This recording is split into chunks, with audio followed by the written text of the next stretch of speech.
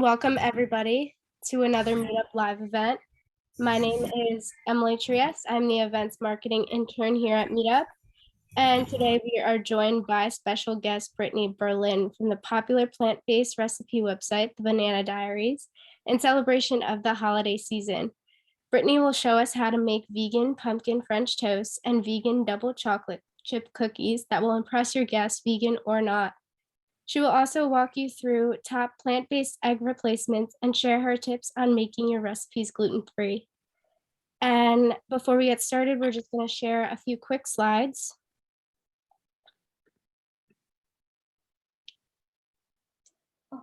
So this event will be recorded, but don't worry, you will not appear in the video. You can only see us, we can't see you.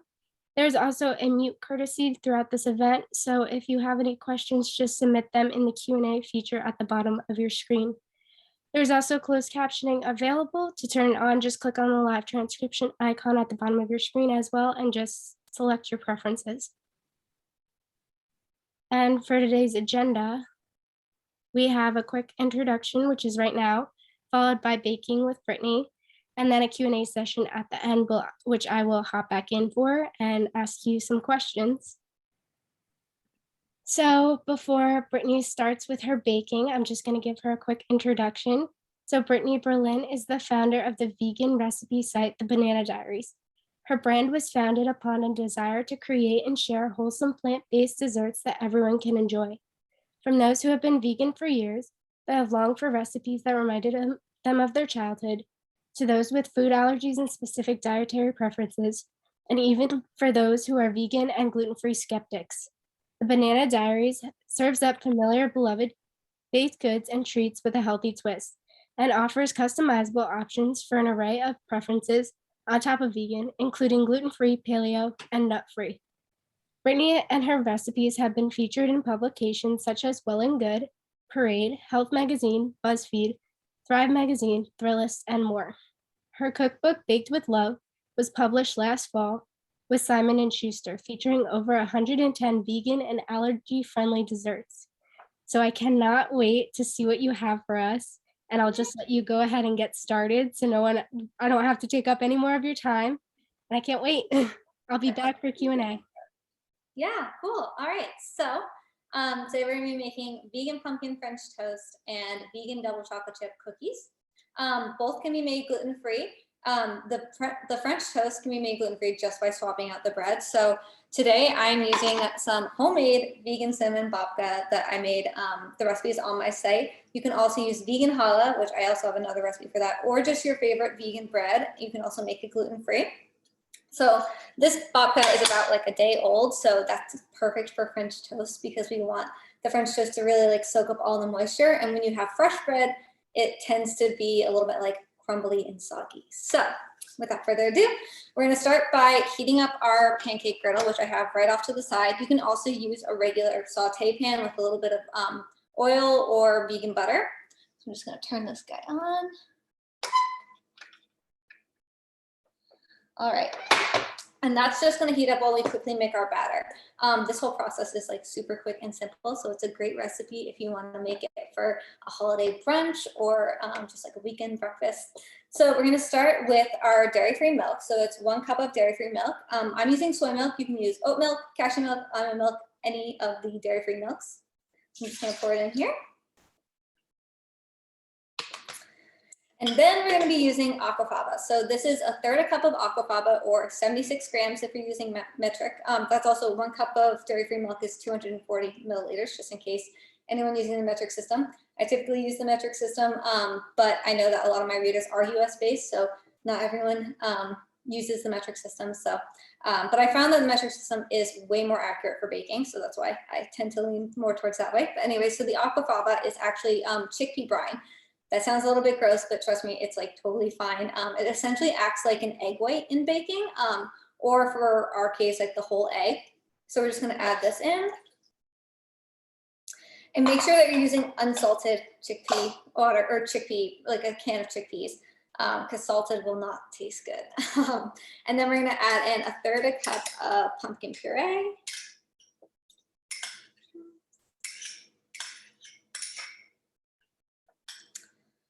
And then we're gonna give this a good whisk just to mix everything together. And you should get a orange-ish looking milk right here. And then we're gonna add in the remaining ingredients. So in here I have 2 tablespoons of coconut sugar. You can also use maple syrup. 1 tablespoon of pumpkin pie spice, and 1 tablespoon of arrowroot. So if you don't have arrowroot starch or arrowroot flour or powder, they're all the same. Some brands use different names. You can also use cornstarch, or I believe in the UK and in Europe it's corn flour. Very similar to arrowroot. It acts essentially like the same thing. And what it does in this recipe is it's going to act more like a binder. It's going to help the aquafaba so that you get more of that like custard eggy like consistency when you make French toast.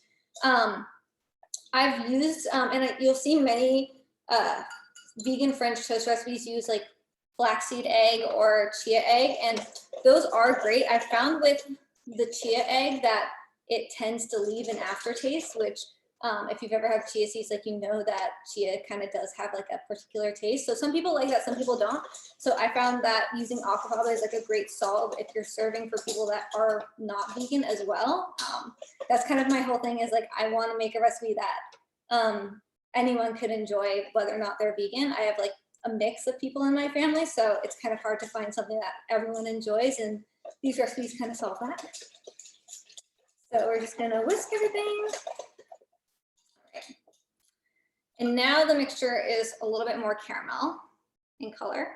And then we're gonna take our bread, and we're just going to put 1 slice in at a time, and you're gonna press it underneath the batter. Well, it's kind of like a batter. And we're just gonna let that soak for a little bit until you notice like the bread is completely, it's totally absorbed the liquid. And then you can flip it onto the other side. Okay. And once that's soaked, we're going to take a separate plate and just place it off to the side. You could just place it directly onto your pancake griddle, which should be definitely hot enough right now. But because I don't want to burn anything while I'm doing this, I wanted to just go one at a time. I'm gonna put another slice in and soak it.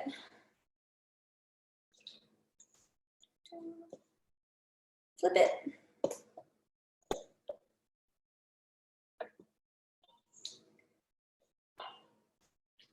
Okay. All right, once it's all soaked, put it onto the plate.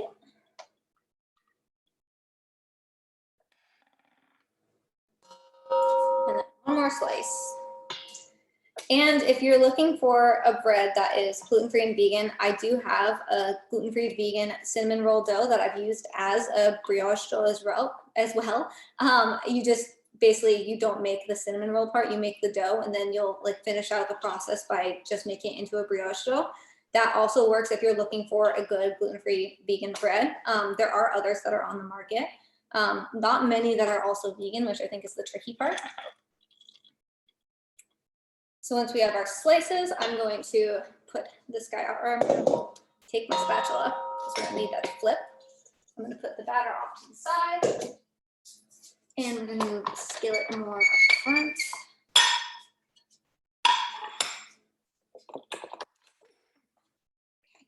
Burn myself accidentally. Okay. All right. So we're going to put 1 slice on here.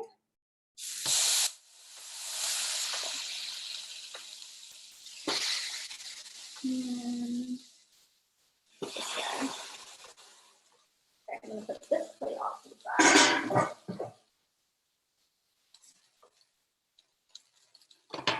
If you guys can see, yeah, you guys can see that. All right, so we're gonna cook these, and it helps to press it down a bit. That helps to get like more of the texture of French toast.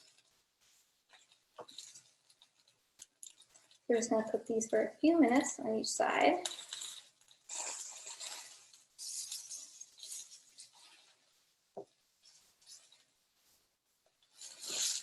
And this recipe should make about 6 slices, I am paring it down a bit just so that we'll have enough time to make the cookies. But you can also easily scale it up if you have a lot of guests, or you can also scale it down too if you're just making French toast for yourself.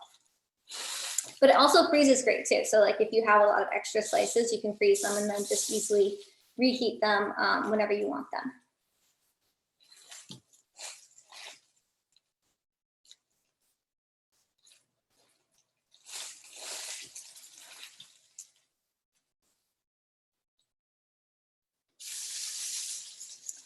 Okay, I'm gonna flip.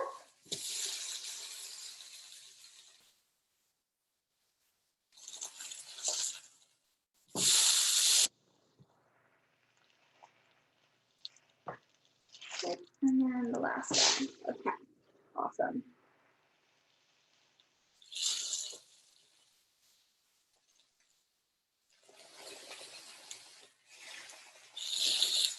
And with the Aquafaba, you'll see like you get this really nice caramelization that kind of comes with using eggs, and if you're making regular French toast, which you can also get with flaxseed and chia seed egg, but then you also see the little specks. So I like it to be like as close to a regular recipe as possible for, again, people that aren't vegan as well.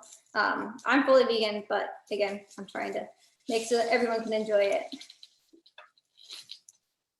All right, cool. Yeah, these look really good. All right. I can plate them.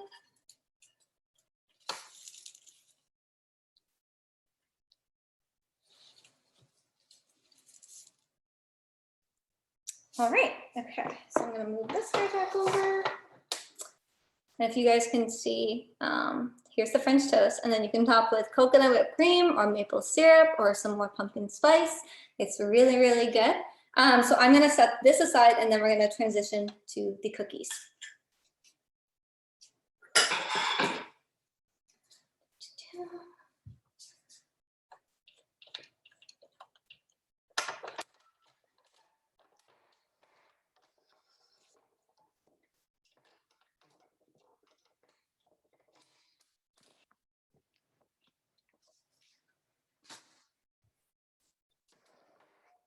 Okay.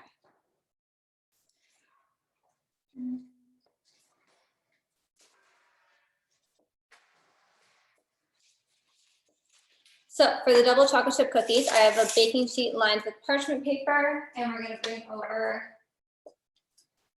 all the other ingredients and set up our bowl. You can make this in a stand mixer, or you can use a hand mixer. You definitely need either of those tools. It's not recommended to make these by hand. They just won't come out as well because we need to emulsify the vegan butter and the sugar together.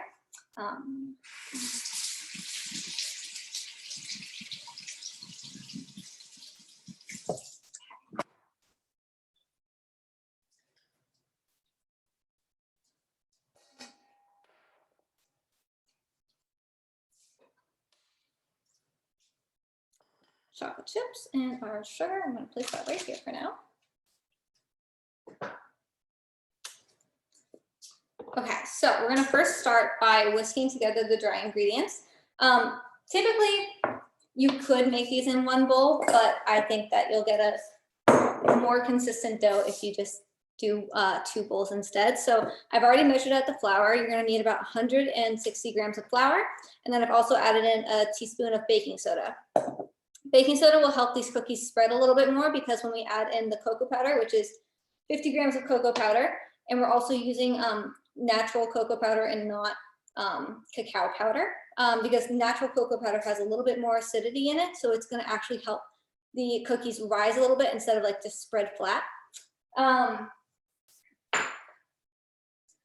So, and then we're going to take our whisk, which I put here,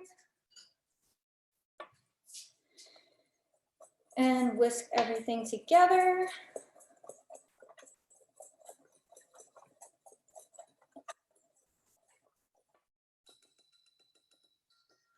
Okay. So you can see it's all whisked together. We're going to set that aside now, and we're going to move on to putting together our vegan butter and our sugar. we're gonna add in half a cup of vegan butter. This is room temperature butter, so if you press it, you'll have like a slight indentation to it, but it should still feel cold. So with vegan butter, it's not truly room temperature when we say room temperature. Also, please don't melt your vegan butter in a microwave because that just won't work. I've tried that before, it doesn't work. So basically vegan butter is actually room temperature. It should be 65 to 67 degrees Fahrenheit, that is, rather than 72.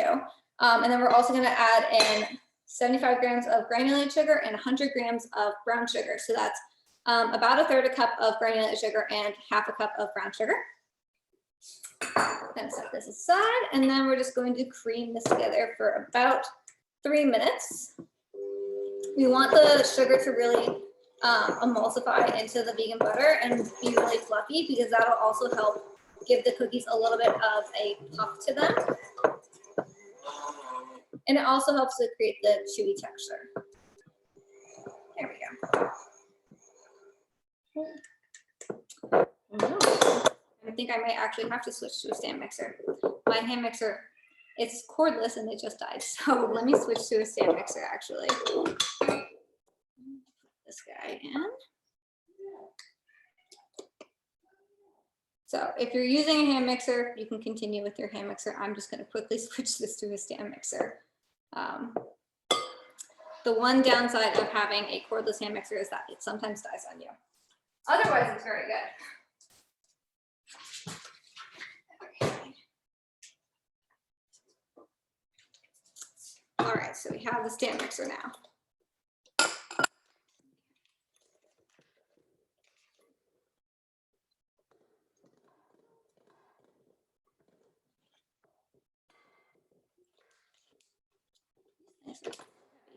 Okay. Go.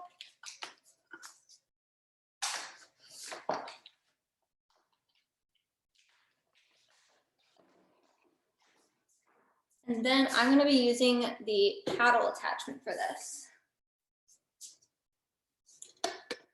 So it's this guy right here. And okay.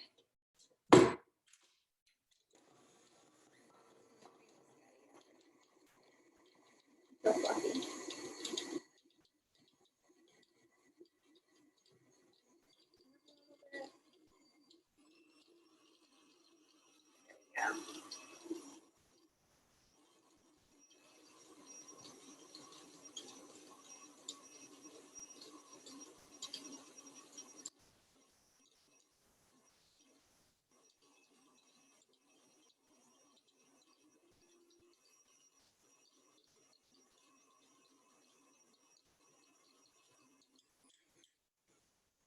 Now we can stop here, and you'll see that the sugar is like really mixed into the vegan butter. So I'm just going to push this down, scrape it down a bit, and then we're going to add in our applesauce.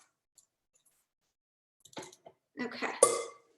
So here, this is another vegan egg replacement. It is applesauce. We're using 1/3 cup of unsweetened applesauce, which is about 70 grams. Okay.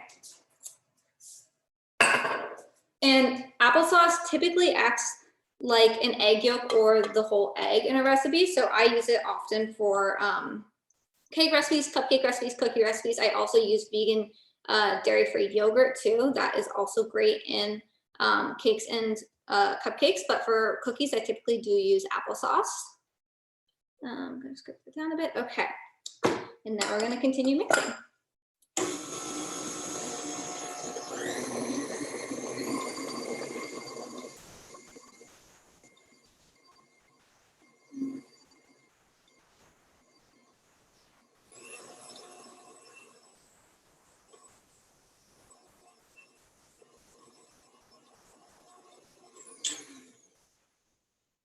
Okay, so we're mixing just until the applesauce is incorporated into the vegan butter and sugar mixture.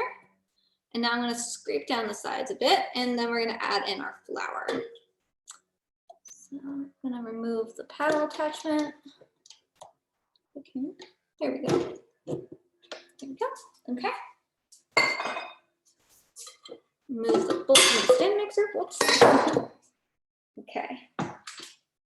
Just gonna set this guy aside.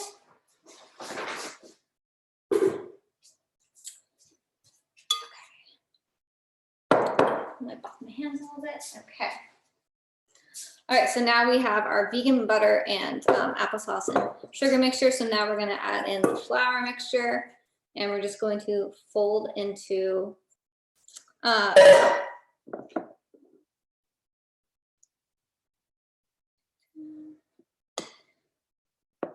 and the key with this cookie dough is to basically just mix the flour almost until it's incorporated, because then we're going to add in our chocolate chips. So we have a lot of vegan chocolate chips here. There really is no measurement for that. You should just measure with what you feel best. I always recommend at least a cup because I like them extra chocolatey. And then we're also going to add in about a tablespoon of dairy-free milk to the mixture to help everything combined. So I'm using soy milk here, and you can use any dairy-free milk here that you'd like.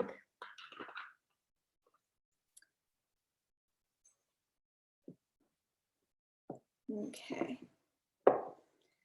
This is like one of my favorite cookie recipes to make because everyone loves chocolate. So it's like an easy crowd pleaser. And you can also customize them if you wanted to use vegan white chocolate chips. You could throw those in for like black and white cookies. You can also do, if you have like a vegan caramel chew in there, which now there's like tons of recipes on the web for those. Oh, let me show you.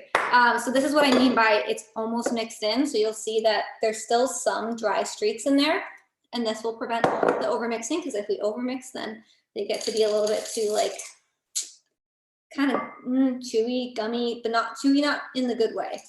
And I'm also going to save some chocolate chips because after they're baked, the food blogger trick is to place a few chocolate chips on top of like just baked cookies, and then you get like the beautiful chocolate chips that haven't melted in the oven and they just look like picture perfect. So I'm gonna fold these in until you get a nice consistent dough.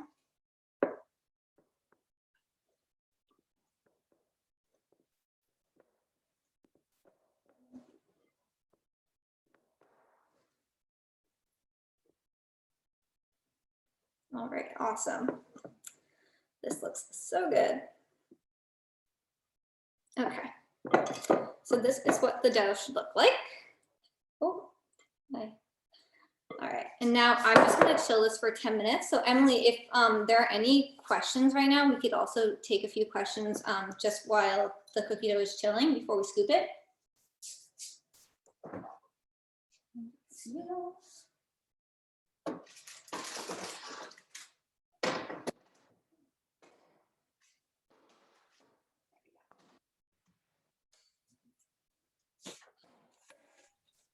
Hi. So we have a few questions. We have, what is considered vegan butter? There are several on the market. Yes, so vegan butter, it is just like the name. There are many brands. There's Miyoko's Earth Balance, Flora Plant Butter. I know that there are a few different ones in Europe. I'm not quite sure of those names, but I have seen them a few times on Instagram. But really any vegan butter that you prefer, some are nut-free, some are soy-free, some are palm oil-free. So it's really like up to you what allergy preference you need. Tanya asked, will this recipe work with regular butter as well? So actually, that's a good question. I have had a few of my readers try them with regular dairy products and just be eggless because they're allergic to eggs, and then vice versa if they're allergic to dairy but they need eggs. They have had success, but I personally cannot say if that will work because I haven't actually tried it. So I don't feel comfortable giving advice that like I don't know the exact answer, but makes sense. Yeah.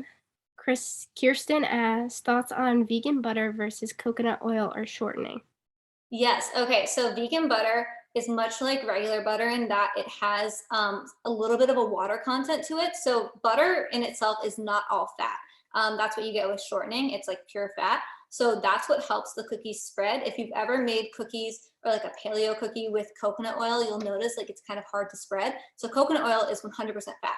So these cookies do technically work with coconut oil, but they're not going to spread like a regular cookie because of that lack of extra moisture. Interesting. David asked, is there a specific vegan butter you recommend?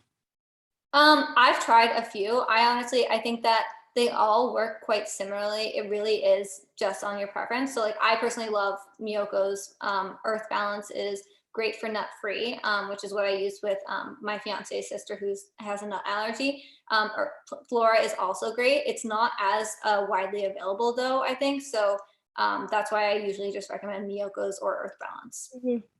This kind of goes along with it. Pearl asked, is there one that's best for baking? All of those I've used for like buttercream, cakes, and everything, and they all work fairly well. I'd say that Earth Balance has a little bit of a yellow tone to it. So you'll notice that like your buttercreams, if you're making like a vanilla buttercream, it's going to be slightly pale yellow. There is a little bit of a baking trick. If you want to get more of a pure white, you can add like a little tiny drop of purple food coloring, and that will help turn the buttercream a little bit whiter in color. Yeah. Huh. Someone asked, different brands of applesauce have different liquid content. How do you manage that? Yeah, so I found that, well, it's hard because I know that applesauce, from what my readers have told me, it's not as widely available in Europe. So I know that a lot of them try to make their own. And that is where you run into the issue of there's a little bit too much liquid content. A lot of brands of applesauce I find here are pretty similar. In their liquid content. So the real issue I think runs into if you're making it yourself, and you really have to make sure that you're straining the applesauce so that it is more like thick.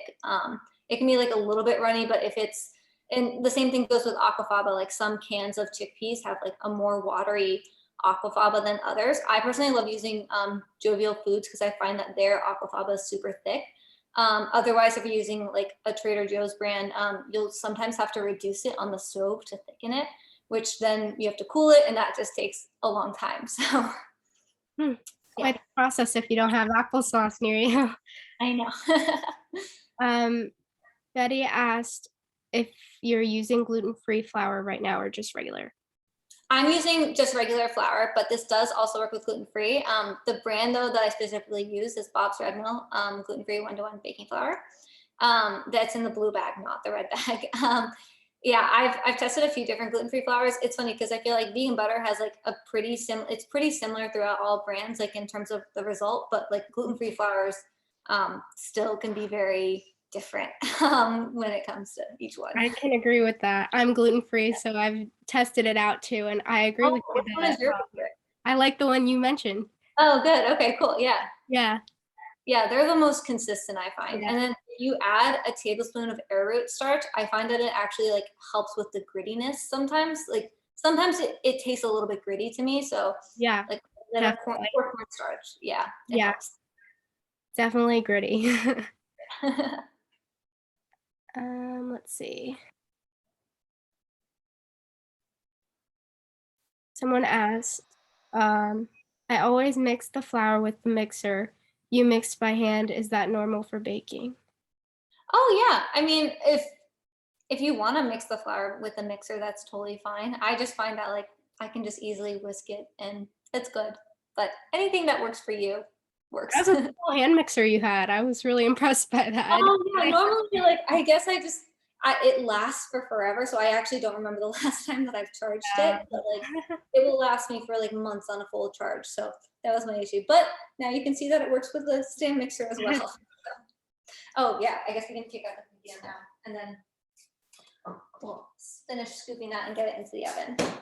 Okay, we'll finish the Q&A in a little bit. I'll be back. For sure. Thank you. Okay, let me just get the cookie scoop. Okay. I'm using a massive cookie scoop because I really like massive cookies. Obviously, it'll make less cookies. So you can use this one, I believe, is 2 tablespoons. You can also use 1.5 tablespoon or a 1 tablespoon. We're just going to scoop this out onto here. And these are going to spread a little bit, so I'm going to try to space them At least give them 2 inches. And then I'm gonna take, because I try not to use my hand as much. I'm gonna just take a spoon and like smooth the edges a bit so that they spread really nicely and like in a little round ball. And then I'm gonna bake the rest of the cookie dough later, but just so that you guys can see. Okay. Probably fit one more cookie onto there.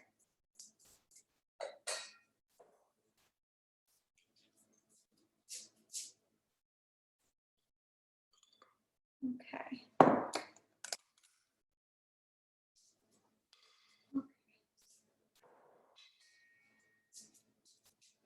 Move them over a bit. Okay.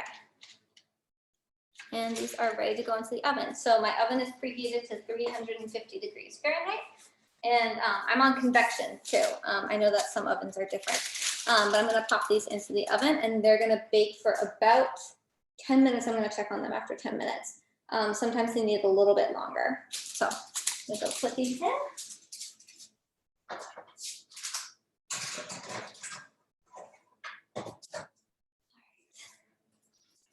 And then we still have our chocolate chips.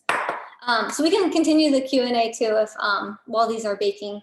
I have my timer going so we don't miss that. Sounds good. Let's see what we have.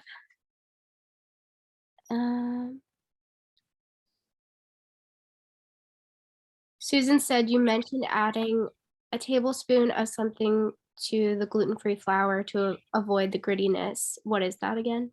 Arrowroot starch or cornstarch helps. Thank you. Yeah. Barbara asked what type of gluten-free red mill flour is it again? It's the 1-to-1, so it's in the blue bag, not the red bag. The red bag doesn't have any xanthan gum. That's the difference between the two of them. So if you use the red bag, then it'll just crumble if you don't add in xanthan gum, Okay. which is just a separate ingredient. Xanthan gum keeps it all together. Yeah.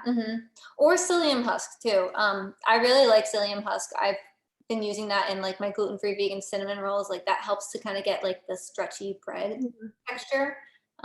Yeah. Let's see.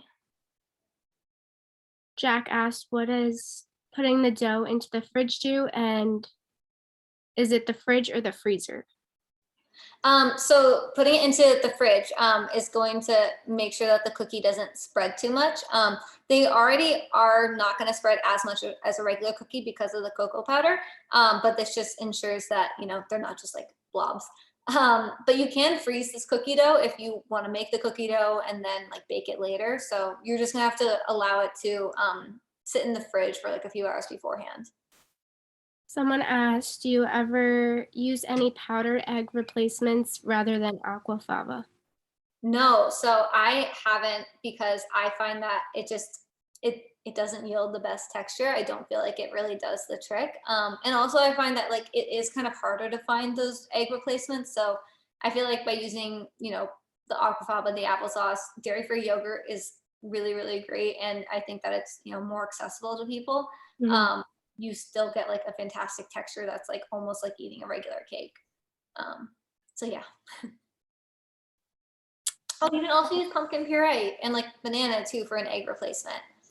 So like a lot of a lot of my fall recipes, like I just use pumpkin as the egg and also the flavor. That's easy. Yeah, exactly. Someone asked, how much flour and sugar did you use for the cookies? So the cookies is 160 grams and then of flour, and then sugar is 75 grams granulated sugar, 100 grams brown sugar. Okay. And that's about 1.5 cups of flour and then third a cup of sugar and then half a cup of brown sugar.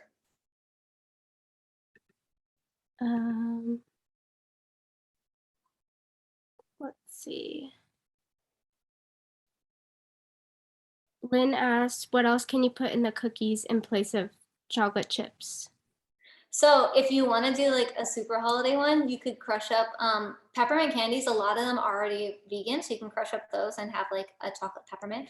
Sometimes that turns people off, the chocolate and peppermint combo, but other people really, really like it. Yeah, you could put like walnuts in it, pecans if you're not allergic to nuts. Peanuts are also good. I have like this recipe with a peanut butter filling too. So it's like a peanut butter stuffed double chocolate chip cookie. It's That super good. sounds so good. Yeah, so there are like lots of variations on it. You can also use the cookies for ice cream sandwiches. They're super good for ice cream sandwiches. Yum. Yeah. Dawn asked, how can I know my aquafaba has the necessary thickness? So it really is quite similar to egg white. There's no like, I guess, scientific way to say like, oh, this aquafaba is like thick enough. But if you look at it and it's like kind of, it's not quite like running like water. It's more like that egg white consistency. It's not going to be super binding, like how an egg white is when you like drop it out. So I'd say like on the thicker side is if it's running more like water or like a dairy-free milk, then you definitely need to thicken it. Janice asked, applesauce is measured in liquid or by dry measurements? Dry measurements, I measure it as. Andrea asked, my convection oven lowers the temp by 25 degrees automatically. Does your oven do that as well? Oh, mine doesn't do that. But if you set yours to 350 and it's really reading 325, then you should definitely increase it until like if you have an oven thermometer, use that as the temperature guide, not what the oven is saying. Some ovens are very tricky. Someone asked, I noticed there's very little protein in cookies. If you wanted to add protein powder to make it more balanced, fat, protein, carb, how much would you use of the protein? I would probably, you would swap out a tablespoon of flour for the tablespoon of protein powder, and I would try to use like either a pure vanilla like pea protein or a regular pea protein that's just unflavored, because I think like when you get the vegan proteins that are like super like they have like a bunch of ingredients in them, then I think like you risk having the recipe just not work at all. Right. So, yeah.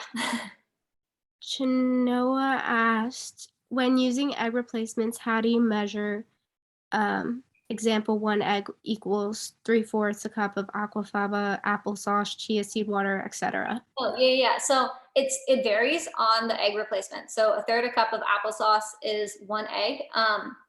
And that's about the same for aquafaba as well. 2 tablespoons of flaxseed with about half a cup of water is more like 1 egg. In the baking recipe, it's more volume, but it acts more like 1 egg, just because I think that it doesn't bind as strongly as an egg, so you have to use a little bit more. So it varies. If you Google any of these, you'll find like 1 egg equals, and then like a third a cup of pumpkin puree. Like a lot of the fruits and stuff are all the same. It's like a third a cup. But when you get into like if you have like a vegan egg replacement powder, I personally don't know that because I don't use it. Right. But it goes with like a dairy-free yogurt. Like a third a cup is usually 1 egg. That's so helpful. Yeah, absolutely. Someone asked, The cookies. Okay, they look good. do you want to do just one more? We can do, I think, they look like, yeah, one more looks good. Yeah, and then I'll check on them. Someone asked, can you suggest a scale for measuring? Oh, yes. Okay, so this is the scale that I always use. It is the OXO one. It was about $45, so it is like a little bit more of an investment, but it hasn't failed on me. There was one that I bought on Amazon that was $10. I forget the brand of it, but it just wasn't accurate at all. I know that like if you're starting out and you want to try it, I think you can get the cheaper one, and just to see. But like it wasn't consistently accurate as it got older, and then one day it just failed on me, and there was no fixing on it. So this one has lasted me a while, and it's super accurate. So that's good. Yeah. Do you want to take one more or the cookies? Let me check religiously on them. Oh yeah, I think one more, and then we'll be good. Okay. So someone asked, where can you purchase Aquafaba? So Aquafaba doesn't come as Aquafaba. It's going to be found in the chickpea can. So If you buy a can of chickpeas, that liquid that a lot of people discard, you can actually use for vegan baking. Oh, Yeah, interesting. yeah, and you don't have to use it right away too. You can actually just store it in a little container, and it'll like last in the fridge for like a week. So if like down the line you want to, I personally, I think I mentioned it earlier, but like Jovial Foods, it comes in the jar, not the can. I know that a lot of people are like nervous to use chickpeas in a can because of BPA, but Jovial is a jarred brand, and their Aquafaba is the thickest, so it's really good. So instead of draining that liquid, you would just keep it? Yeah, exactly. You would drain the liquid into a jar and keep it. Okay. Cool. Yeah, and Interesting. make sure that it's unsalted because salted does not taste good. So. Good to know. Do you want to do one more? Or... Take out the cookies, yeah. Yeah. Alrighty. Oh yeah, they look good.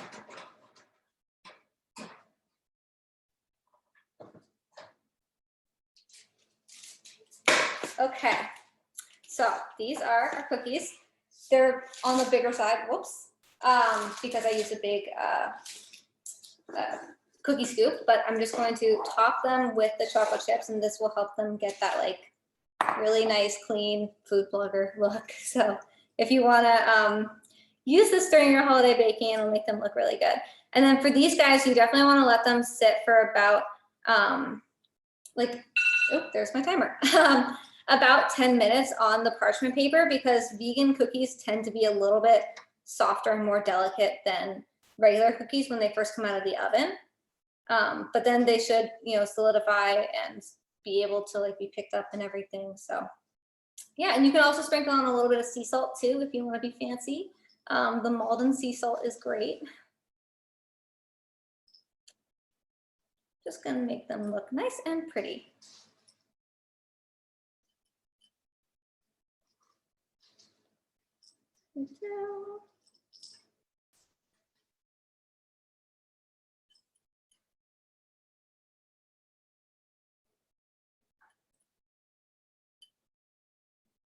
Okay.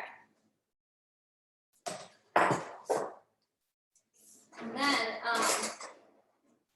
you didn't ask for the tricks, but I'm just going to tell you them because this will help you like make your cookies look really nice. So if you take the back of the spoon, some people use like this large round cookie cutters, but I don't think that a lot of people have those. So I take the back of the spoon, and then to get like that nice round cookie look, I just like push in the sides a little bit. And then it also helps the centers kind of get a little bit crinkly, which is kind of fun and cool and pretty. It does nothing to the taste other than it just makes them look good. So then I think more people are going to want to try them. Totally optional, but yeah, these are the secrets that we use, I guess, as like food photographers.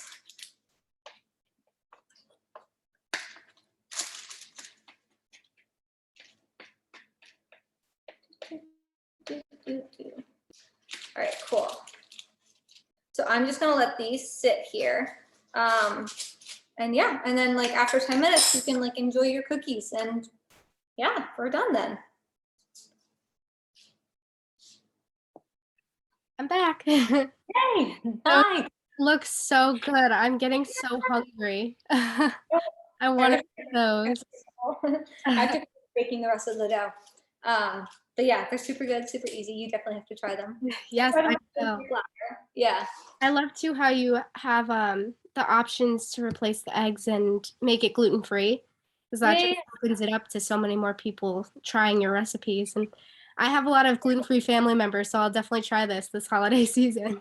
that's awesome. Yeah, I do too. That's why like I think I've made so many different varieties, because it's like so many people have so many different taste preferences and Right. allergies.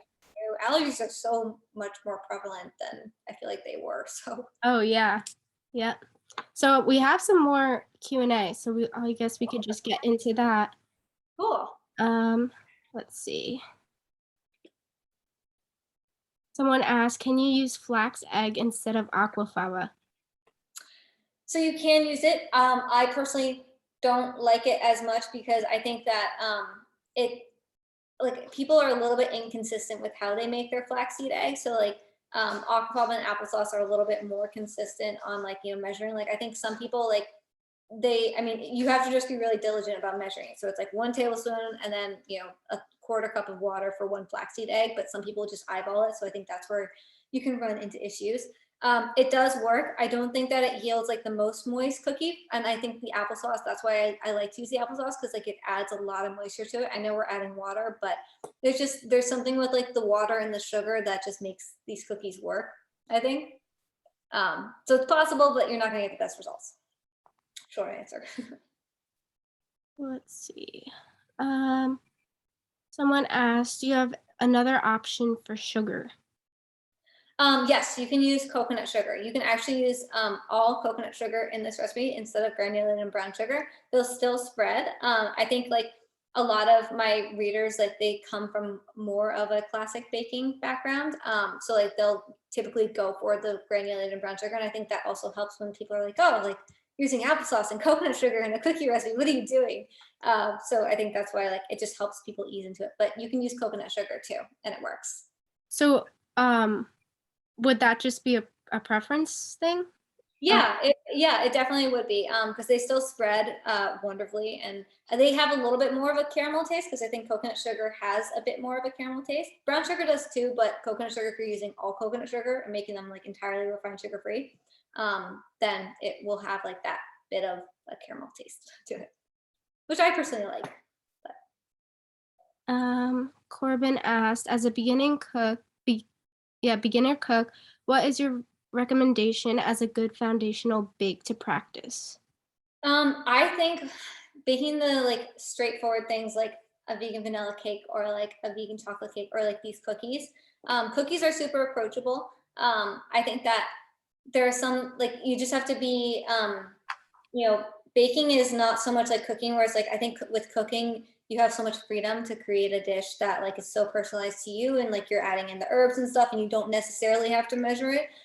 Baking is a very exact kind of science, so it does, I think that's where it's like hard for some people that are typically cooks that then transition to baking, because you really do have to be diligent about measuring. So it's more about like making sure that you're diligent about that, and then starting with like the straightforward classics that you love, and just practicing and stuff. And it's okay to fail.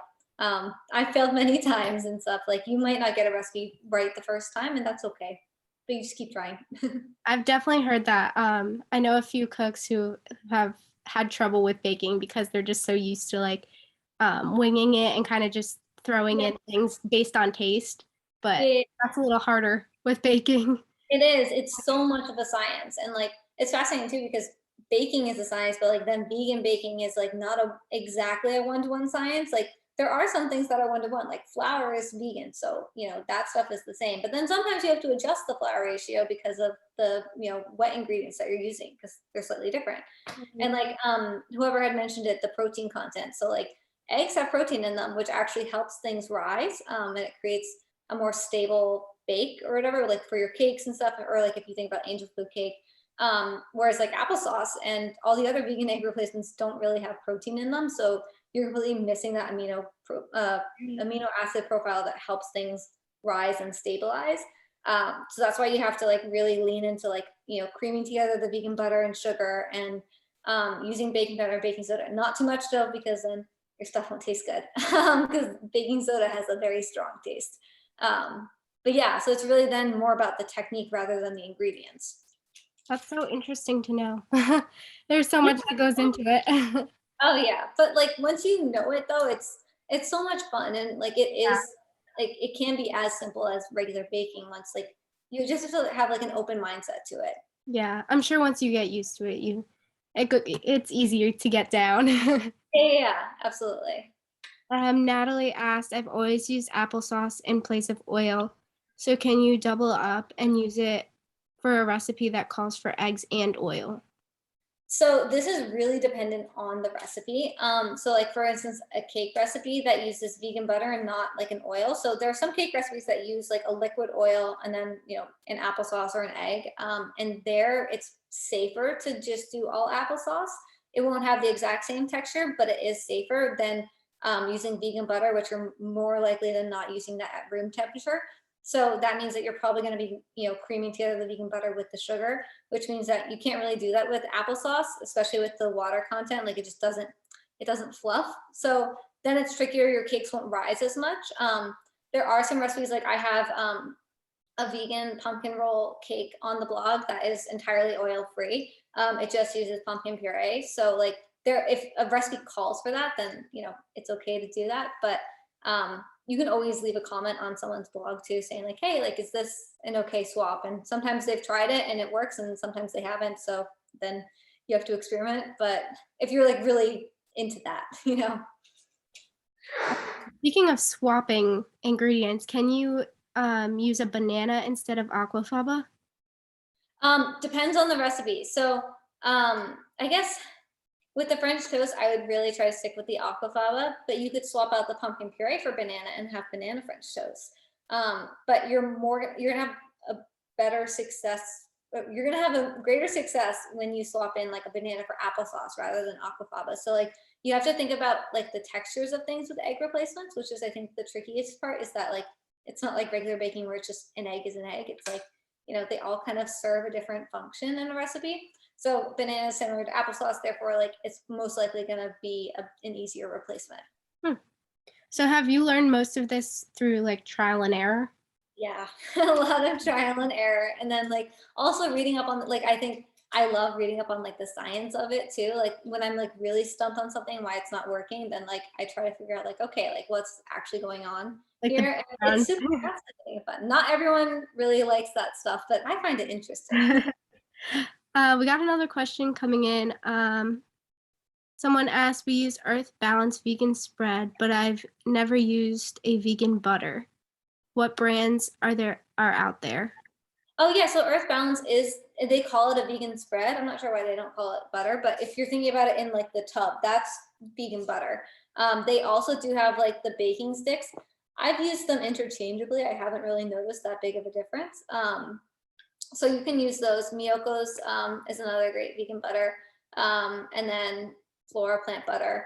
I'm trying to think of other brands that I've seen on the market, but This person's actually from Canada. So would you happen to know any that are available in Canada? shoot, I think I want to say that Flora is available. It's not as widely available, but it is available there. And then Earth Balance is the one that's most available. So if you find Earth Balance, you can use Earth Balance. Sounds good. Well, I think those are all the questions we have. Awesome. Thank you everyone who joined, and thank you, Brittany, for sharing these recipes with us. They look delicious. Before we go though, I'm just gonna share a few quick slides. Cool.